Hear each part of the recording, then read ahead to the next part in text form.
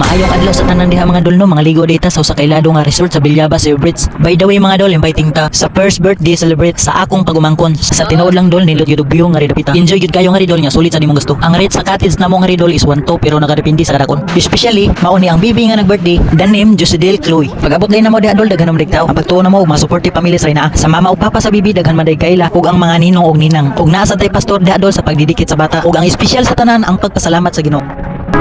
Tuhan sadaguna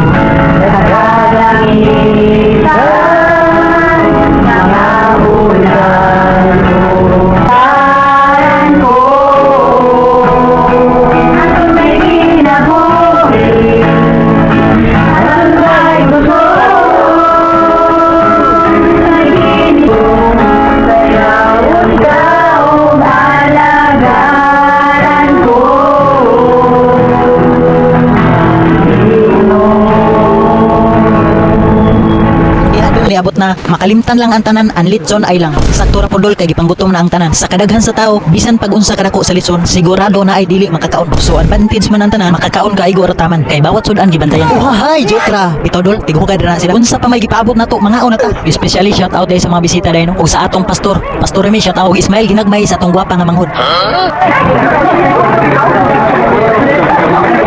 Marara, happy birthday Marara. og human sa pagpangawon siyempre nangabusog na ang tanan human uban galigo uban gagata nya relax ka diyo dagat yun ni di atong dayban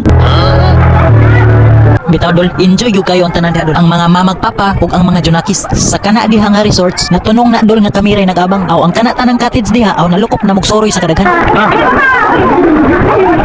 man sa kalingawan walay laing panghimungtan hurot naman ang litson ang balon na lang. Bitaw daghang salamat sa tanang bisita sa kanang birthday sa mga ninong ug ninang nga nitabang ug ang mga sponsor sa ginikanan ug sa tanan natong mga followers ug ang tanang viewers ug especially sa atong Ginoo na humana ang tanan babay na lang.